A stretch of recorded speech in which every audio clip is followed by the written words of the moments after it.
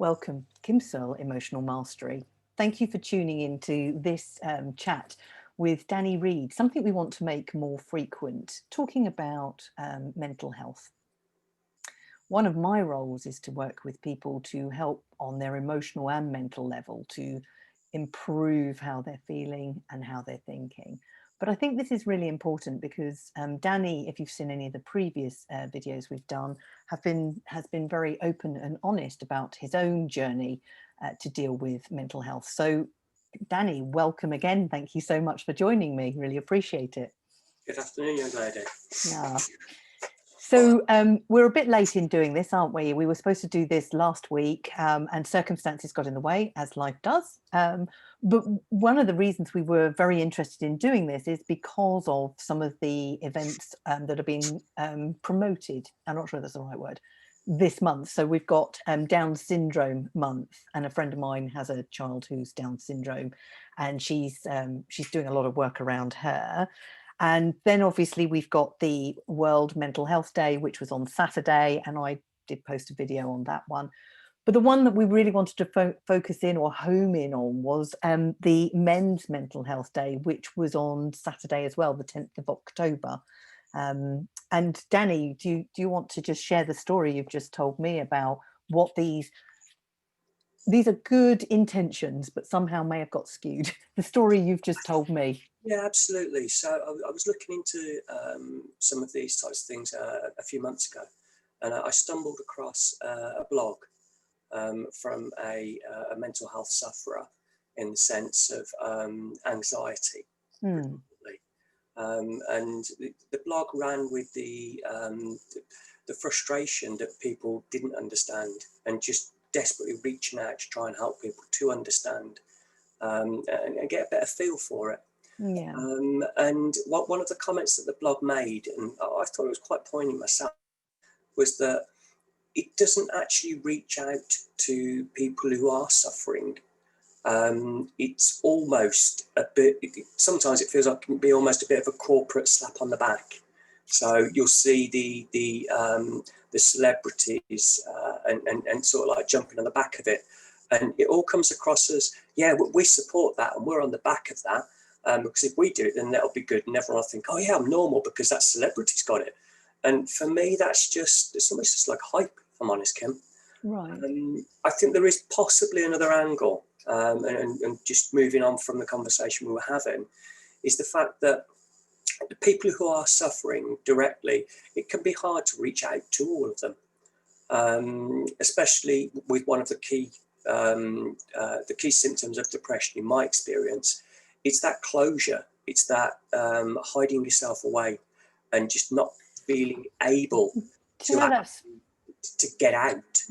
So yes, maybe what these people are doing, Autism Awareness Day, Men's Mental Health Day.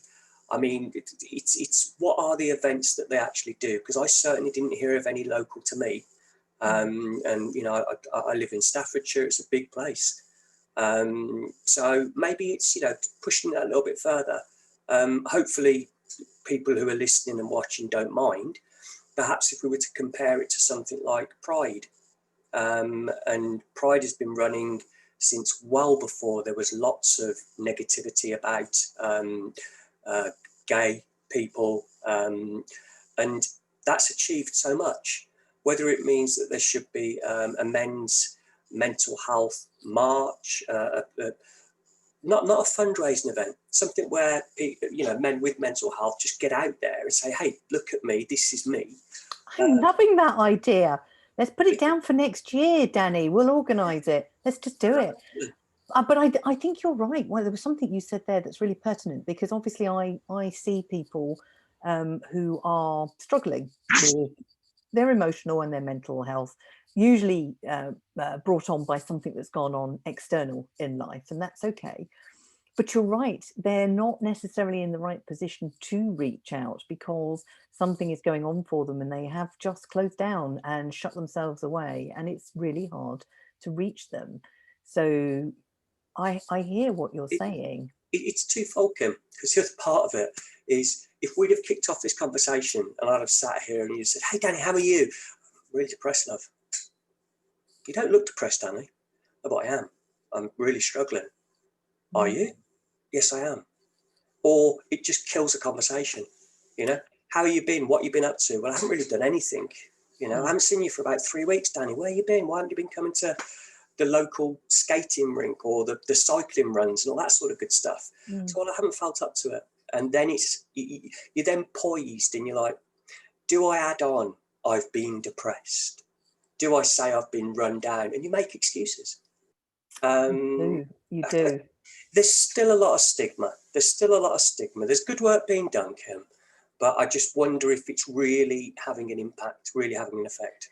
So I think, like you say, there's two sides to everything, isn't there? And I think it is raising it so that people can start to, and we're not there yet, by the way, to start to feel comfortable to say, actually, I've got an issue going on, and we don't have to label it even. I've just got an issue going on. We don't have to say we're depressed. I agree with you 100%. No, or anything else. I agree 100% on that. Yeah, because what happens is you then get that label may mean one thing in your world, but in somebody else it means something completely different. And they've got you in a box before you know where you are, lids on, labeled, and you're parked away somewhere. Yeah. We need to avoid those labels where we can, and talk more about how we're feeling or what's going on in our head. I've got a few things that are bothering me and I can't let them go, or I'm feeling a lot of different feelings and I don't know where I am. So we're not labeling it, but it's still the same condition. It's just how we think about it. And we need people to wake up to the fact that, and I talked about this in my video on Saturday, was that it's a spectrum. Whatever you've got, so mental health is a spectrum. Within that, you've got, say, depression, that's a spectrum. And within depression, there's, within that spectrum, there may be anxiety, because the two are quite closely linked. And I didn't realize that until I went on the mental health training day, and they talked about it there. And it was like, oh, I didn't know that. And that's interesting. They run hand in hand. They do. Ultimately, the anxiety causes the depression. And then when you're depressed, you become anxious. Yes. And the two of them feed each other. They do. And intensify both experiences, both feelings. It was, and for me, because I have had depression, I was very fortunate. I'm quite was quite driven, to my own detriment in some ways, but I was determined I was going to work through it and whatever. And it was caused through a breakup, divorce breakup and everything. So my world just fell apart. So it's natural. And that's the other thing. It's normal. Wherever you are on this spectrum, from a lot depressed to a little depressed, to feel that at big life-changing moments is normal. And I want people to know that too. It's how you deal with it that's important. You've hit the nail on the head, though, and something that. So I've learned something new during this conversation. You can't just call it depression, because if anybody comes to me and they say to me, "I am depressed," I say, "No, you're not." Because if you were depressed, you couldn't come to me and say, "I'm depressed." You'd come to me and you'd say, I can't get out. I've got no appetite. I can't sleep. I've got no interest in anything. You'd describe the symptoms. You wouldn't state the illness. No.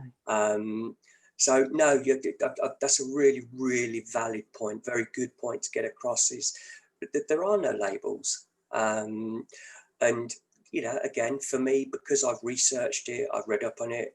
I'm no neuroscientist, but I understand the principles behind depression, so I can spot someone who has depression based on their actions and their activities and so on. So yeah, it's an interesting one. Yeah, definitely. Try not to judge and stereotype when I'm the one that started the conversation, criticising everyone else for judging and stereotyping. But yeah, we're all guilty.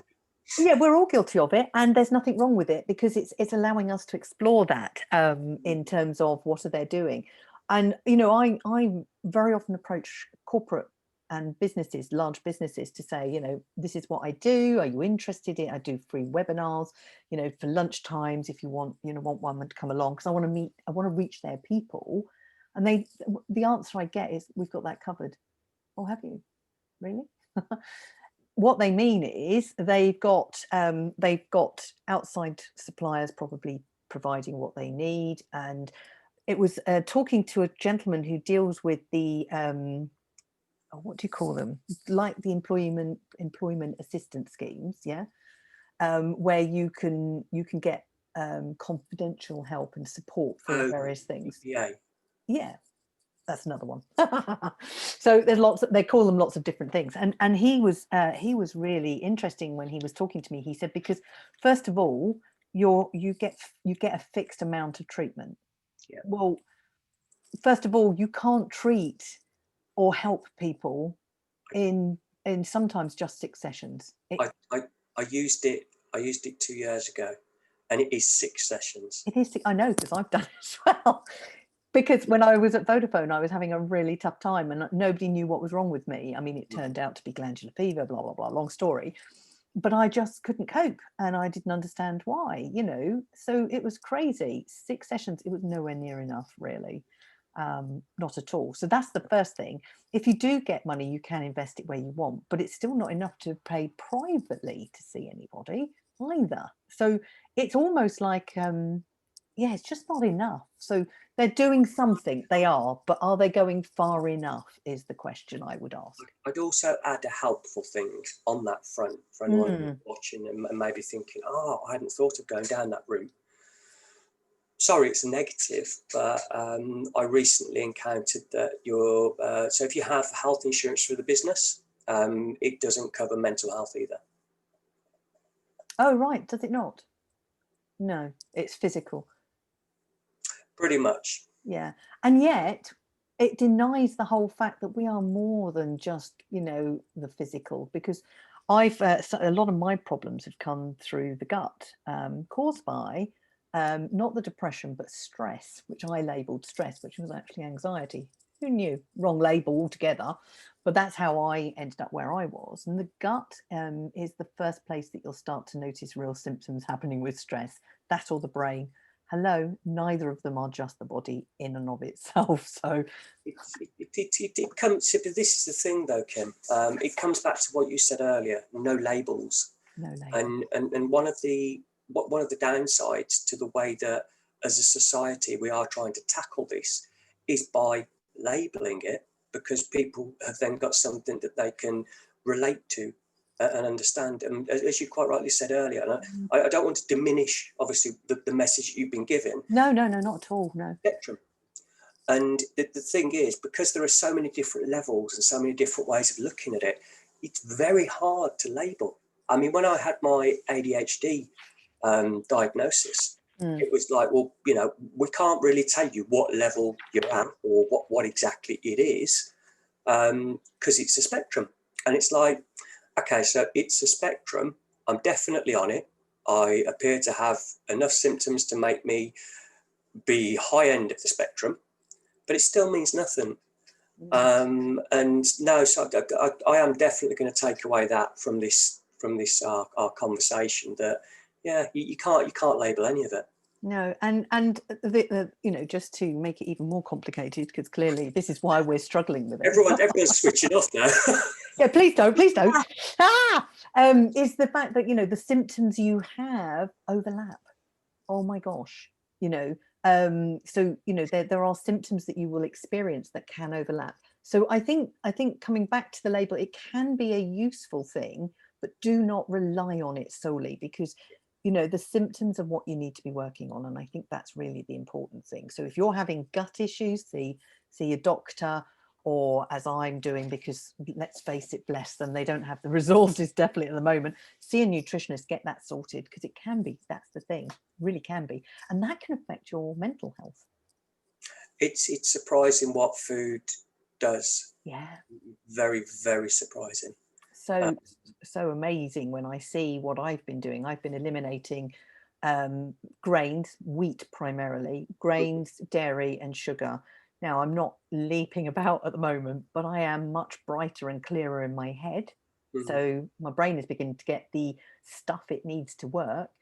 And I'm beginning to feel better in myself. And it's, you know, it's taken 2.5 years to get to this point, only because I've just been putting it off.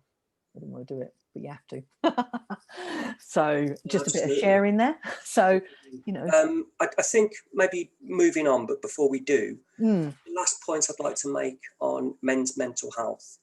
I've always found it very easy in that scenario. And I'm going to say because I've been lucky, purely in the sense that I grew up with a mum who was manic depressive.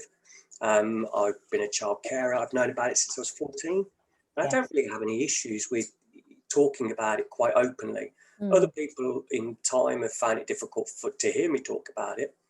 But I would just say, for the guys who are out there, it's becoming more and more prevalent that we need to try and support other people, and it's just a case of it's that phone call, it's that quick hello, it's the not accepting the fifth time that your mate doesn't turn up to soccer, or doesn't pop into the pub, or doesn't do something. It's being conscious that there is something that's changed.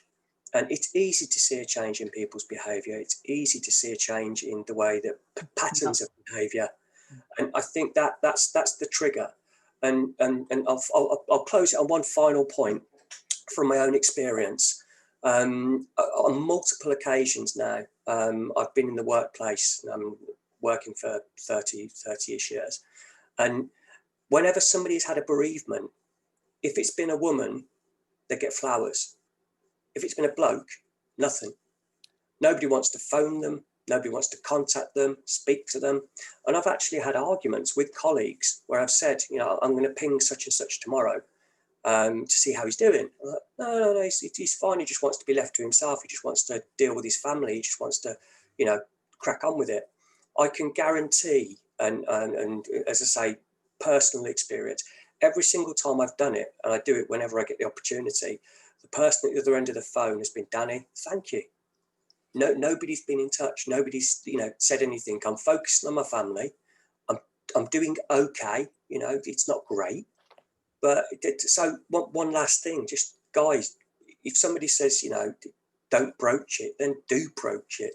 Do go there. So I understand why they don't. I absolutely get that for guys, and I want to work more with guys who are, at the moment, the more introverted, because they're more likely to want to try and process it themselves. And the problems with that is it's all internal, because that's where they live, in their internal world. And actually, to process this stuff, you've got to get it out. So I love the fact that you reached out to these guys. And I know when I was at Vodafone, I reached out to one or two people too, just because I hadn't heard from them and I knew they were on long-term sick. It's a small gesture, but it just lets them know that it could be a lifeline. You never know. So, but what I don't understand, I guess, is, things are beginning to change, things are beginning to morph. What is it that would really help guys? What do they need to be able to open up and talk about whatever is going on for them? What do you think they might need? I don't know. I'm no good as an individual. I'm no good to ask that question because I've never found it an issue. Okay, no, I thought I'd ask that question because no, and absolutely. maybe even anybody watching this who knows a guy in their life who is struggling, what do they need? Ask them. What do they? In fact, I would go so far as to say that you're right. When your mates aren't coming to football down the pub or whatever, that's the one question you could ask them. What do you need? It's not, can I help you? So it makes them feel weak or even weaker. It's recognizing that something's going on. Something's changed. And by asking, what do you need, really makes it a practical something that they can come back with. It's opening the doors to say, actually, I just want to be left alone. Okay. You highlighted a good point in asking me the question that I didn't know the answer to. You highlighted a very good point. A man's role, regardless of women's equality in the day and the age we live in, a man's role has always been seen as the hunter-gatherer. Yes. It's always been seen as the head of the household. So to display any sign of not coping, to display any sign of weakness, for a guy, it is something that they find really, really difficult. And similarly again though, I recall seeing a post on LinkedIn recently where one of the guys said that his partner had been sick and he'd had to look after the little one for a week, toddler. And, you know, popped a post onto LinkedIn to do something supportive.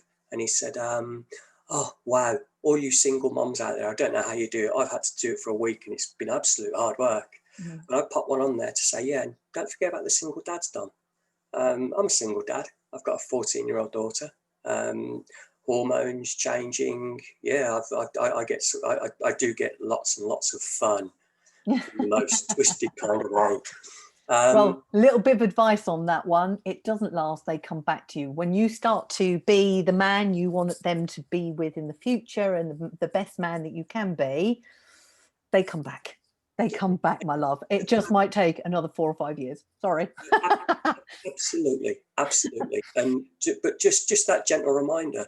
Again, guys, if you know someone out there who is a single dad, you know, offer to go down the park with him and his kids, rather than just going down the park with him.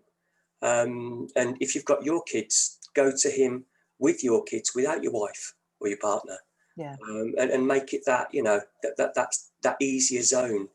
Because obviously if you're going to see your mate who is a single dad and you're taking your partner, it's an immediately, it's almost like a gooseberry situation, three's a crowd. It can be nice just to share time with other dads.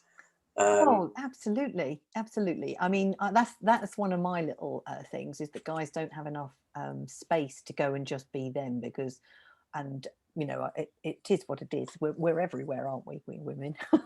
And whereas you used to have your little bastions, you don't have them so much now. Yeah, but Kim, you've hit it on the head, haven't you? That's why we've all got push bikes. You've noticed the increase in bikes on the road. And that's why whenever you do find us, we're on some really back-end country lane trying to escape. Oh, yeah, I tell you what, it doesn't do anything for my blood pressure. I get really agitated with some of them, because the country code is that you cycle one behind the other. Banks of 3 or 4, and it's like, what are you doing? Put it down, move on. Trust me. That's my issue, not yours, I know, but it's not. The other end of Zoom. Sorry?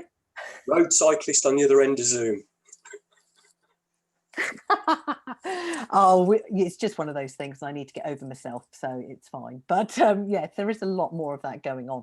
But what I would say, and you know, joking aside, I have noticed a few things cropping up for guys, and I don't know, some of them are not necessarily the thing that would be interesting for some people, but men's sheds. I had never heard of this, but they're not real sheds. I think they can meet up and they make things, and it's a man cave, or is it a man cave, but it's called Men's Shed. I don't know whether it's a charity, but if you search it out online, wow, yeah, there is that. And somewhere locally to me, I don't know whether I've got it to hand, a guy set something up as well, so that guys can get together. So I'm beginning to see, you know, that some recognition that guys need something. So and places where they can go, because, you know, yeah, you just need to be able to go and download. And to be honest, most therapy, and I recognize this, starts with either your partner, if it doesn't involve them, or your mates.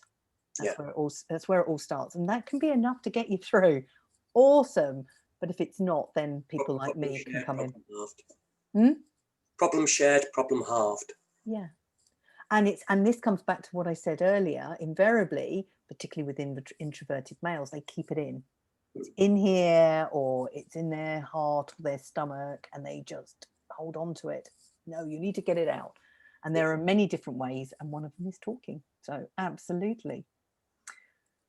Well, Danny, that was a really good conversation. Thank you very much. And I hope for you, our viewers and listeners, I hope that was useful and insightful. And if you have got issues, you know, reach out to your best mate or to somebody that you feel that you can confide in as a starting point to work through whatever's going on for you. There is, you know, there is so many different ways you can deal with it. Google it if necessary. What do I do if? So I'd add one more point to that as well, though, Kim. Yeah. And it kind of runs quite close to your heart, to be fair, and your business. Sometimes speaking to somebody who is totally out of your situation, who doesn't know anything, doesn't understand anything about you, can give a brand new perspective. Like when you go round to your mate and you say to him, oh yeah, I can't fix my car because the starter motor's broke.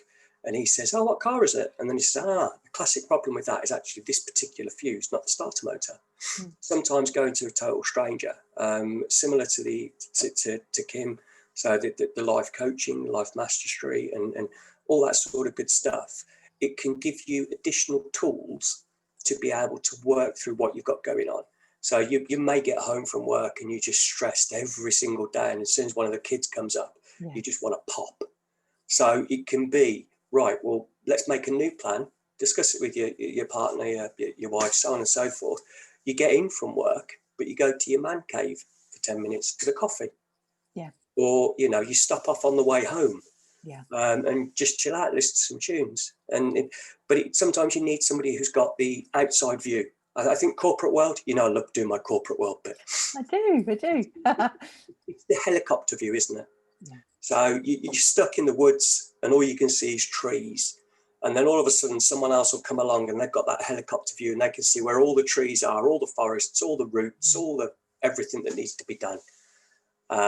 So yeah, I did with you 100% there as well, Kim. Yeah, thank you. I hadn't thought about comparing myself to a helicopter. I've done a car, I've done a computer, I've done a holiday. Might do the helicopter as well. Thank you so much, Danny, for your time. It's been awesome. And I look forward to speaking to you next month on another topic to do with mental health. Thank you very much for listening. Thanks all. Bye. Thanks all.